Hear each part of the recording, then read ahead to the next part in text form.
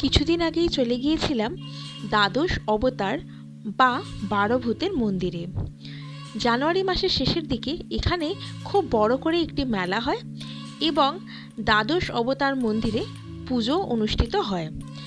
মেলাটি চলে প্রায় 7 থেকে 10 দিন ধরে এবং এই মন্দিরেও যাগযজ্ঞ অনুষ্ঠিত হয়। প্রচুর ভক্ত সমাগম হয় এই সময় এই মন্দিরের মধ্যে।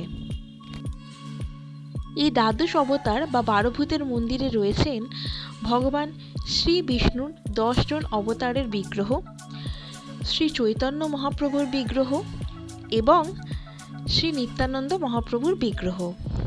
এনাদের দর্শন করতে প্রায় সারা বছরই লোকের সমাগম হলেও এই 7 থেকে 10 দিনে অনেক বেশি ভক্ত সমাগম এখানে হয়ে থাকে। এছাড়াও এই মন্দিরের পার্শ্ববর্তী যে মাঠটি রয়েছে সেখানেও একটি বিশাল মেলার আয়োজন হয়। মেলাটিতে বিভিন্ন ইউনিক স্টল থাকায় মেলাটি দেখতেও প্রচুর লোকের সমাগম এখানে হয়ে থাকে।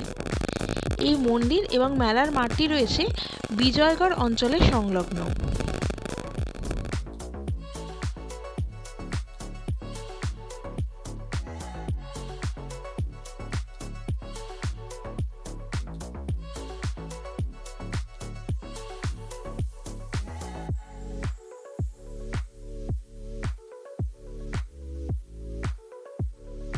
তাহলে আজকের মতো টাটা।